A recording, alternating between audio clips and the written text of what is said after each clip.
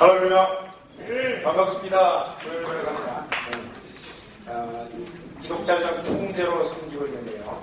우리가 지금 대한민국에서 일어나는 전체적인 일을 보면서 보고 나서 이해를 한 다음에 왜 교회가 정치를 참여해야 하는지 그 부분에 대해서 살펴보도록 하겠습니다. 요즘 대한민국에서 여러 핫한 이슈들이 많이 있는데 보면 우리가 교회가 이거 영적으로 전혀 분별을 못하는 거예요. 예컨대 동성애, 다문화, 이슬람, 난민, 양극화, 학생이권들에 이거를 우리 대한민국에서 일어난 고유 문제라고 생각하면 안 돼요. 이게 국제적으로 들어온 이 좌파의 흐름이라는 거예요. 다시 말하면 영적 전쟁이라는 거예요. 이걸 분별하지 못하니까 교회가 세상에 끌려가서 마치 맛을 잃은 소금처럼 짓밟히고 있는 겁니다. 그래서 우리는 이걸 좀 분별해야겠다. 그래서 이 강의를 준비해봤는데 우선 우리 용어, 여러분 진보, 보수라는 용어를 쓰시죠. 그런데 대부분의 많은 목사님들조차도 자신을 진보냐 보수냐 이렇게 물어보면 중도라고 해요. 중도. 중의 도인가? 근데 진보 보수라는 용어를 우리가 구분을 해야 되는데 뭐냐? 이게 공산주의 역사관의 바탕을 둔 용어라는 거예요. 공산주의는 아담과 하와가 살았던 시대를 원시 공산사회라고 해요. 그게 역사가 발전, 진보하면 고대 노예제 사회. 고대 노예제 사회가 역사가 진보하면 중세 봉건사회. 중세 봉건사회가 역사가 진보하면, 발전하면 자본주의 사회. 자본주의가 더 진행하면 사회주의, 공산주의 직전 단계, 사회주의로 진행해서 사회주의에서 마지막으로 역사가 진행되면 공산 이상 사회가 된다는 거예요. 그래서 역사가 공산주의 역사에 동조하는 의미로 진행하면 긍정적인 의미로 진보라고 얘기를 하고 거기에 역행하면 수구꼴통이라는 부정적인 의미에서 보수라는 거예요. 여러분, 공산주의가 1991년도 소련 망하면서 망해서 안 망했어요? 망했죠. 근데 역사를 영어로 여러분 뭐라고 합니까? 히스토리. 히스. 그의 이야기는 그가 누구예요? 예수.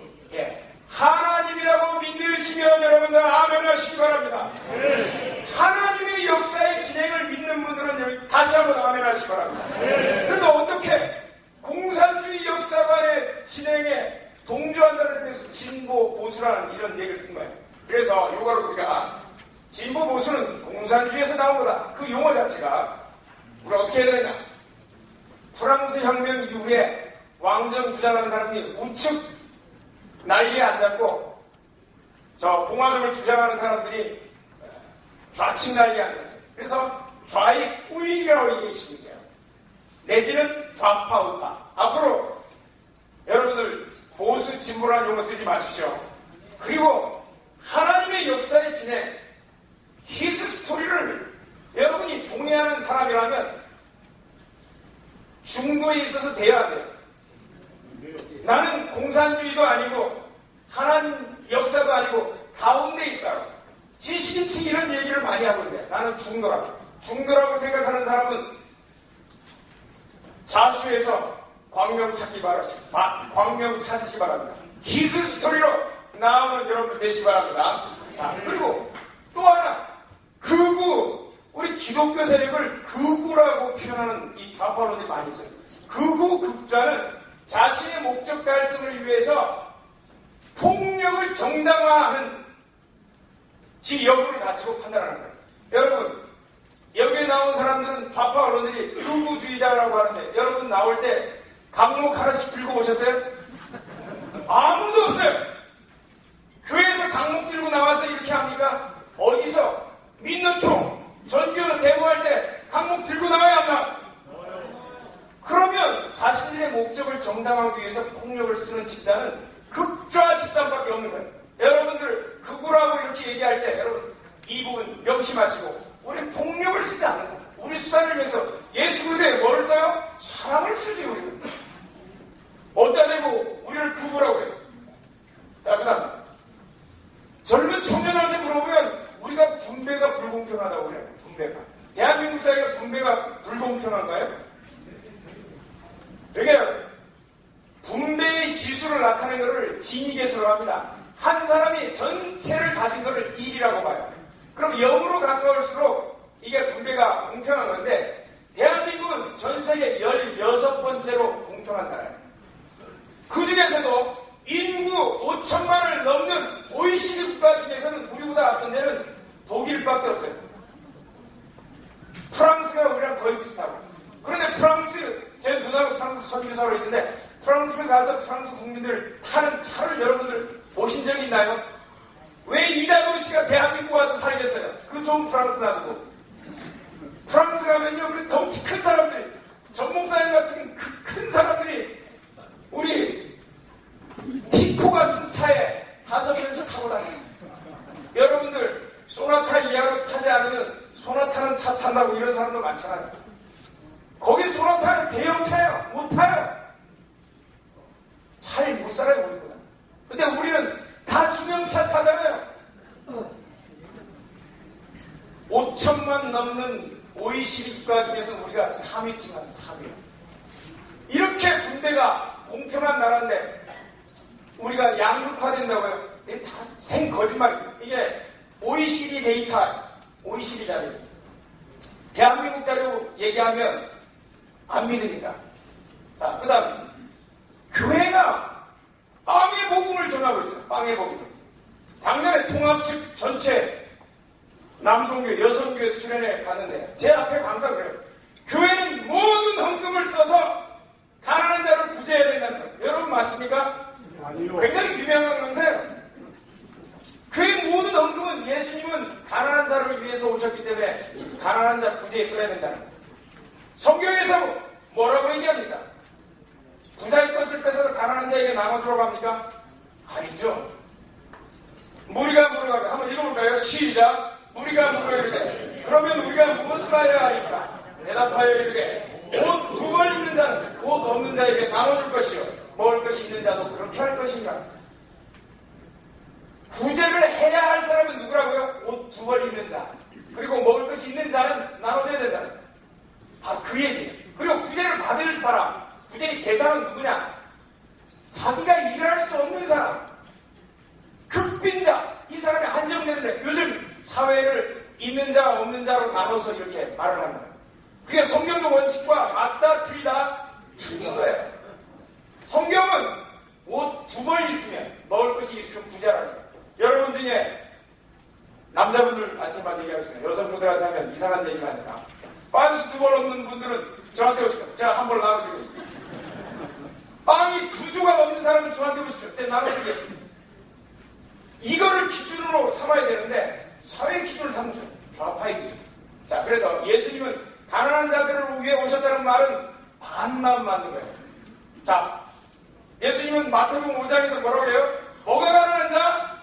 심령이 가난한 자를 위해서 오셨는데 육신이 가난한 자를 위해서 오시면 이거는 반만 맞습니다. 일부의 말을 왜곡하면 이건 이단이 되는 거예요. 심령이 가난한 자. 가난해도 예수를 안 믿는 사람이 있어요, 없어요? 많아요. 그 사람은 심령이 가난한 게 아니죠. 부자라도 예수를 믿는 사람은 누구예요? 심령이 가난한 자. 심령이 가난한 자를 위해서 오셨는데 육신이 가난한 걸 가지고 오셨다고 예수님이 오셨다고 얘기를 하면 이거는 새빨간 거짓말입니다. 그 다음 우리나라 사회 아까 얘기했던 이슬람 동성애 차별금지법 학생인권들 다 여기서 좌파였어요. 자, 1960년대가 되니까 이 모택동이 실각하고 소련에서 스탈린이 실각을 합니다. 그러니까 공산주의 사회에서 스탈린이 몇천만 명 수청한 거, 모택동이 문화혁명을 해서 몇천만 명 굶겨 죽인 사건들이 다 후임자에 의해서 나타나는 거예요. 그러니까 유럽에 프랑스를 중심으로 유럽에서 좌파들이 굉장히 많습니다. 공산주의자들이 많은데 그렇게 소련이 우리의 지상 낙원이라고 얘기를 하다가 스탈린에 의해서 모택동에 의해서 이렇게 수천만 명이 학살된 거를 얘기를 하니까 공산주의가 좋다고 말을 할 수 있어요, 없어요? 못하는 거예요. 아무리 얘기해도 씨알이 안 먹히니까 얘기를, 공산주의라는 단어를 뭐라고 바꾸느냐? 포스트 모더니즘. 그럴듯하잖아요. 철학적으로 영어 좀 쓰면 포스트 모더니즘. 원래 이게 네오마르크시즘입니다. 새로운 마르크스주의. 마르크스주의라고 하면 자기들이 인정을 못 받으니까 용어를 포스트 모더니즘이라고 그럴듯하게 바꿔놨어요. 이게 뭐냐? 요즘 사회에서 일어나는 게 여기서 나와요. 억압받는 집단과 억압하는 집단으로 두 개 축으로 양극화 나눠버려요.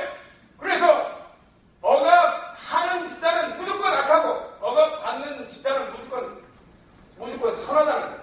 그래서 억압의 주체가 누구냐? 유대 기독교의 바탕을 둔 자유시장경제. 그러니까 여러분들은 억압하는 교회는 억압하는 주체예요, 억압받는 주체. 이 사람들 보면 억압하는 주체니까 무조건 나쁜 거예요. 무조건. 그래서 교회 안에서 이 좌파 편드는 사람들은 이해가 안 돼요. 자기들이 억압하는 주체가 돼서 이 사람들이 얘기하는 반동이에요. 반동인데 스스로 반동에 있으면서 자기를 반동으로 규정하는 집단에 찬성하라. 이러면 돼야 안 돼요? 안 되죠. 진실을 뭘로 결정하느냐? 이성과 논리, 증거로 하는 게 아니라 억압받는 사람들이 주관적으로 느끼는 게 진실이라는 거예요. 그래서 어떻게 해요? 어떤 사람? JTBC에서 이렇게 얘기했죠. 허위도 계속 주장하면 사실이 된다는 거예요. 미스터 손. 아니 계속 주장하면 사실이 돼요. 주관적으로 느끼는 게 진실이라는 거예요. 증거와 논리를 대면 그건 억압하는 집단이 자기들 집단을 공고히 하는 수단이 되기 때문에 믿을 수가 없다는 거예요. 그래서 어떻게 해요? 억압적 관여. 그래서 반동으로 적폐 세력으로 규정된 사람은 아무리 억압하고 밟고 권리를 박탈해도 정당하다는 거예요. 대기업 회장이 70살까지밖에 못 살고 화병으로 죽었어요, 최근에. 그 뒤에도 그러면 한 사람 죽으면 좀 누그러져야 될 거 아니에요. 그 계열사 죽이려고 계속 밟은 정말 집요하죠. 왜? 억압하는 집단에 대한 타도이기 때문에. 왜? 적폐. 여러분들은 적폐에서 벗어났다고 생각하지 마십시오. 다 적폐의 대상이 되는 겁니다. 자, 그래서 다문화가, 그래서 기독교, 유대 기독교 외에는 다문화에 다 포함시켜요. 자기들 좌파 이론을 긍정하는 데는 다 포용하는 다문화. 그러나 기독교, 자본주의, 자유시장경제, 자유민주주의에 대해서는 억압하는 주체이기 때문에 그 다양성을 인정 안 해요. 그래서 여기서 뭐가 나와요? 내로 남불 나오는 거예요. 자, 여러분, 왼쪽에는 터번을 두른 이슬람 폭탄 테러가 일어나니까 덴마크 신문에서 만평을 터번을 두른 폭탄 그려놨어요. 오른쪽에는 유리통에 십자가 상을 놓고 오줌을 쌌어요. 그랬더니만 왼쪽에는 이슬람에 대한 증오 표현이라 썼고 오른쪽에 십자가 상에 오줌을 싸서 유리통으로 사진 찍은 거는 표현의 자유라고 해놨습니다. 똑같이 해야 될 거 아니에요. 같은 잣대. 이게 우리나라에도 다 들어왔다는 거예요. 그래서 아까 얘기 드렸던 교회를 목사라고 하고 목사님은 목사라고 하고 기독교를 개독이라고 하고 자, 페미니즘 뭐 이런 것도 다 마찬가지입니다. 네. 자, 그래서 지금 일어나고 있는 일이 우리나라에서 발생한 게 아니라 전 세계에서 들어온 좌익의 흐름이다. 공산주의 흐름이다. 그래서 이 사람들이 쓰는 게 정치적으로 올바르다라는 표현이 바로 여기서 나와요. 이 정치적 올바름이라는 걸 가지고 얘기를 하고 있는데 정치적 올바름은 레닌이 당권 장악하려고 썼던 용어예요. 공산당 정시에서 한치도 벗어나지 않는 게 정치적 올바름이에요. 정치적 올바름이라는 단어를 쓰면 이 사람들은 좌파다라고 보시면 돼요. 그래서 지금 개헌안, 작년에 한창 말씀이 됐죠. 이 개헌안이 어떤 내용이냐? 자유민주주의, 기독교, 가족제도, 자본주의, 권위, 애국심을 붕괴시키는 내용이 그대로 다 들어가 있었다. 자, 국군의 안전보장 의무를 삭제했었어요. 개헌안에.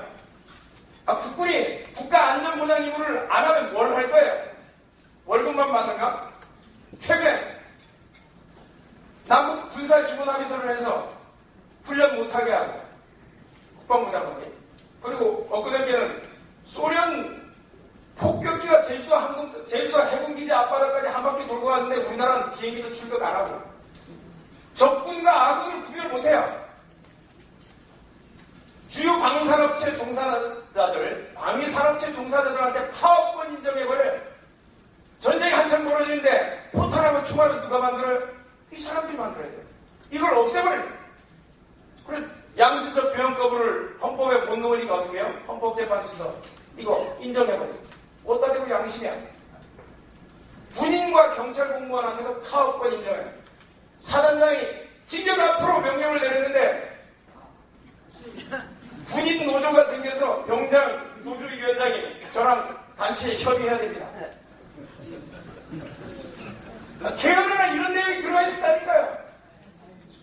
다문화 이슬람 동성민자들을 억압받는 주체니까 이 사람들 뭐 한다고? 어떻게 해요?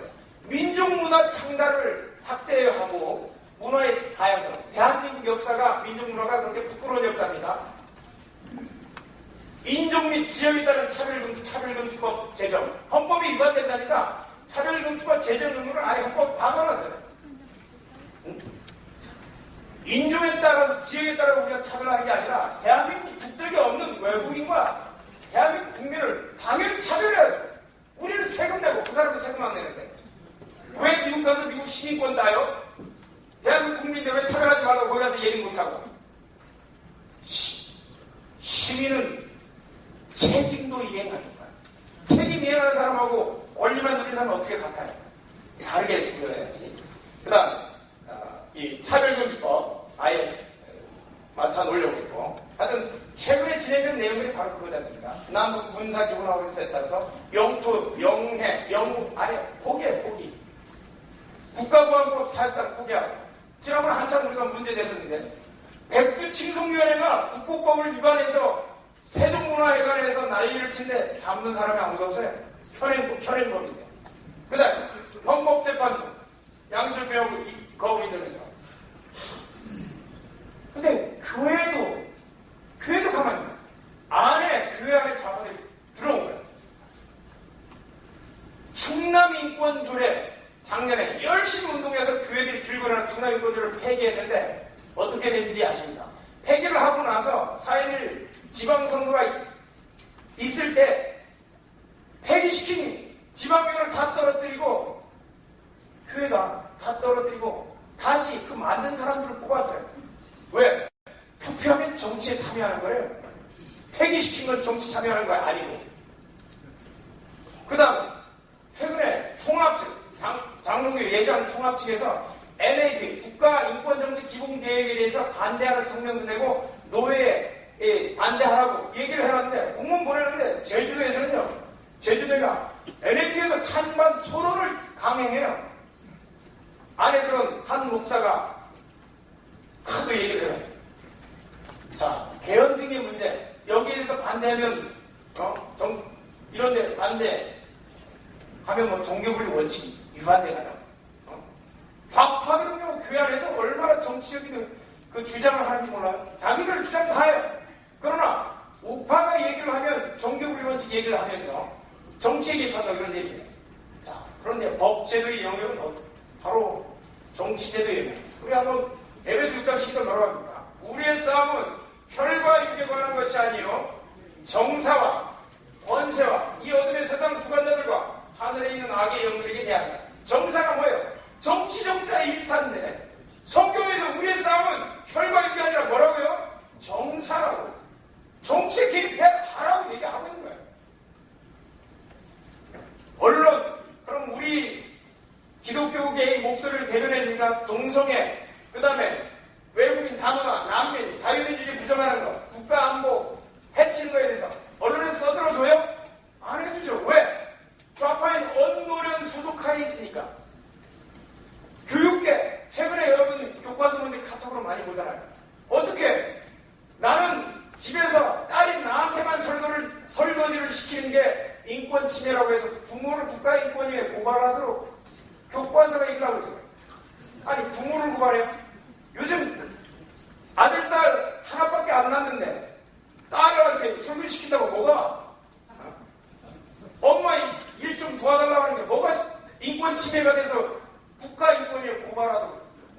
북한에서나 일어나는 일들이 벌어지는 거야. 근데 이거를 방송해 주나요? 제대로? 안 해주죠. 교회가 그러면 침묵해야 됩니까? 여기에. 자, 정교분리 원칙에서 여러 번 전 목사님 통해서 나왔지만, 정교분리 원칙은요, 국가가 종교에 개입하지 못하는 거예요. 국가가 국교를 만드는 걸 못하는 걸, 이런 걸 말하는 거고요.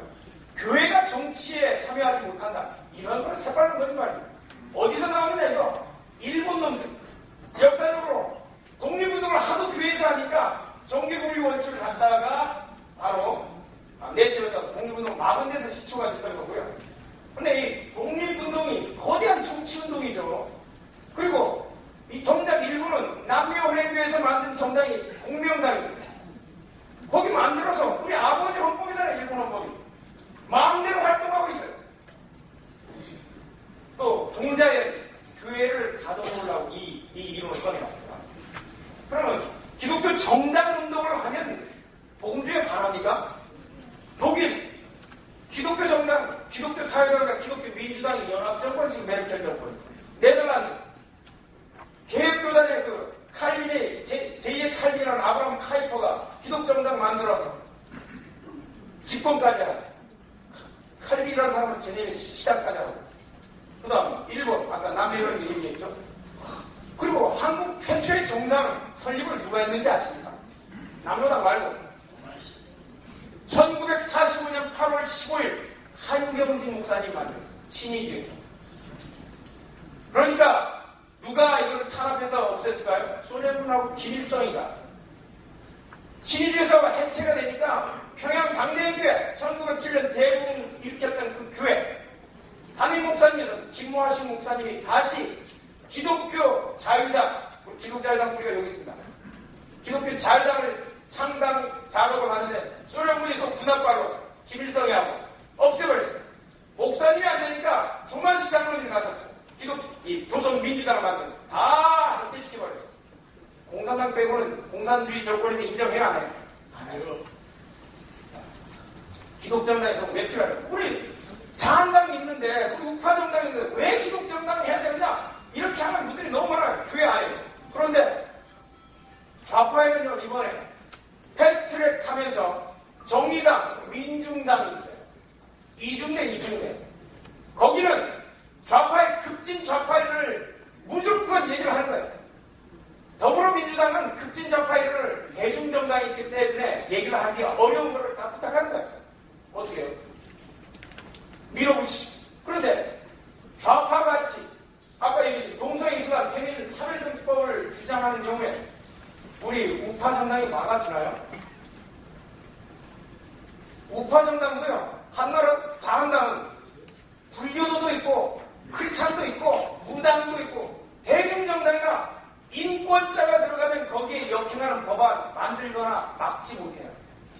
그래서 기존 우파정당이 급진좌파의 주장이 들어간 국가인권위원회법 제2조 3호 성적 지향을 없애보려고 동반연하고 성시하고 다 달려들어가지고 국회의원 쫓아다니면서 좌파정당 국회의원 쫓아다니고 우파정당 국회의원 쫓아다니면서 국가인권위원회법 제2조 3호 성적 지향 폐지시켰나요?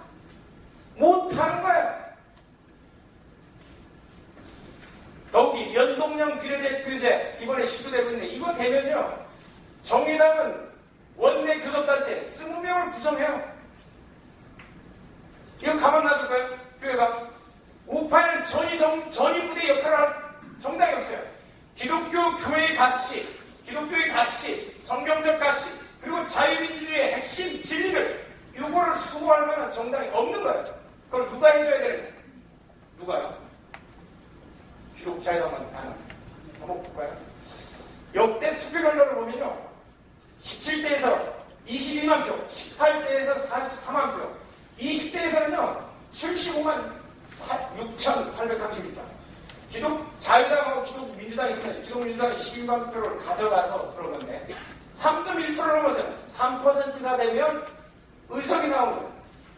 21대는 이번에 공선법이 개정되면 18세부터 선거하게 되면 투표수가 늘어나요. 그래서 유효 투표수가 2,500만 표 정도 될 건데 75만 표 정도 투표하는 경우에 의석이 발당되는 거예요. 한번 볼까요? 21대로 옛날 선거법으로 하면요. 71만 표 하면 원래 한 표가 나오고 94만 표가 2표. 5표라는 게 230만 표가 필요해요. 21대 선거법으로 하면. 20대 선거를 기준으로 하면. 그런데 연동형 비례대표제가 되면 어떻게 되느냐? 75만 표 하면 6석이 나옵니다. 6석이. 6석이면요. 전국을 주도합니다. 이번에 심상정이가 정계추위 위원장이잖아요. 전국을 주도해버린 거예요. 6석 가지고. 그 다음에 125만 표면 10석이 10석. 190만 표면 15석. 258만 석이면 20석이면 20석이. 여러분, 교회가 이 기회를 가만히 놓치고 남이 하는 거 그냥 구경할 거예요? 구경할 거예요? 자한당이 우리 얘기 다 들어줘요? 자한당이 이념적으로 이끌어가야 된다는 거예요. 일본의 공명당이 일본의 모든 이론을 이끌고 있는 거예요.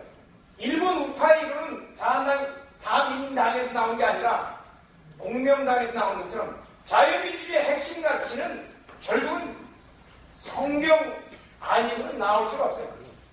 자한당 의원들 중에 대구 경북 지역에서 비례대표제로 당선된 사람들 스스로 발등을 찍는 법안들이 아니라 목을 치는 법안들을 만들어요. 국가인권의 강화법 이런 것들.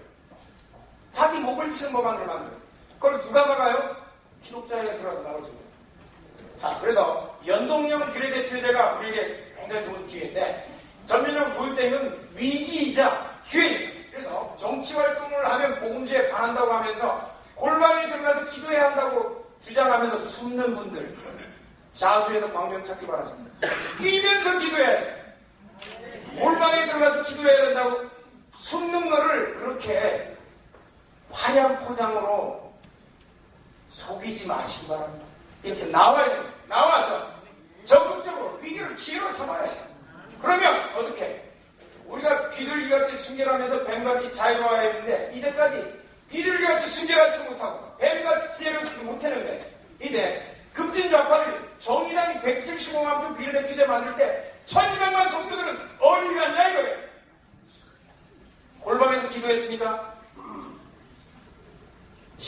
이번에 지방의 중소형 교회들이 기독자회당이 3% 만들어서 6석을 만들 때 거기에서 수도권의 대형 교회들은 뭐라고 얘기를 할까요? 그때 와서 얘기를 할까요? 저는 보험이라고 생각합니다. 보험은요, 재난이 발생할 것을 대비해서 드는 게 보험이에요. 그런데 강남좌파가 왜 강남좌파가 되는지 아십니까?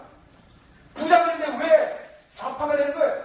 그럼 보험이에요. 왜? 우파는 부자를 탄압 안 하는데 좌파는 부자를 미워하니까 좌파 표를 주는 거예요. 보험으로. 뱀같이 지혜로워서 이번에 우리가 반드시 이뤄내서 교회가 단결하면 이 모든 게 가능합니다. 전국을 우리가 원하는 대로 이끌어갈 수가 있습니다. 성경적인 원칙을 이 땅 대한민국에 이끌어내고 예수왕국 복음 통일은 반드시 이것을 통해 나올 것입니다.